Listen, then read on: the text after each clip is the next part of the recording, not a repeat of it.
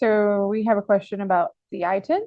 Someone wants to know if a dependent doesn't have a social security number but works for the family business, can they use an ITIN for tax purposes? Yeah, so they have to have clearance on the ITIN in order to work. So that's the thing there.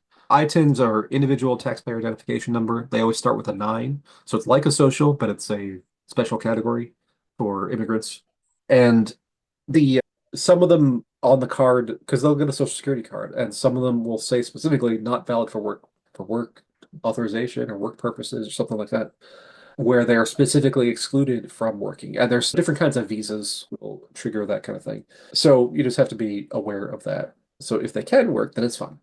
We ran into a scenario with that over the past year where payroll software would not accept an ITIN because they said it was an invalid social, which it is an invalid social, but it's not an invalid number. So it was a little bit of heartache on our part that we had to deal with, but it can work as long as they're eligible. But if they're not, I think like the student visas, they prohibit work and a couple other ones, tourist visas, that kind of thing.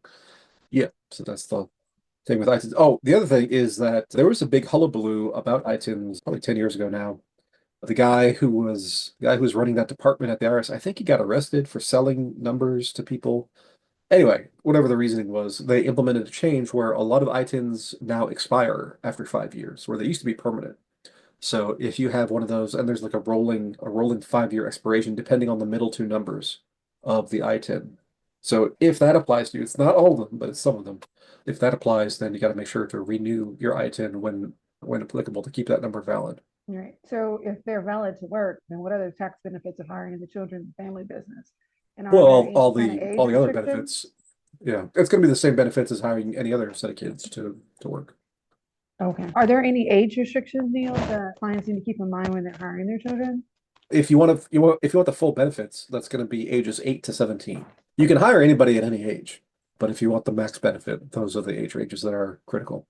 There's a special setup you have to do for it, but if you set it up right, then the wages are exempt from Medicare tax, they're exempt from Social Security tax, they're exempt from unemployment tax, and if you're paying less than the standard deduction, then they're going to be exempt from income tax as well. So it could be a completely tax-free way to get the kids working.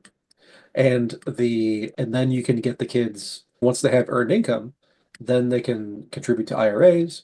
And then if they contribute to IRAs starting in 2027, there's going to be a new tax credit, assuming things remain as they are anyway, where for low income people who contribute to retirement plans, the government will kick in up to $1,000 extra to the retirement plan.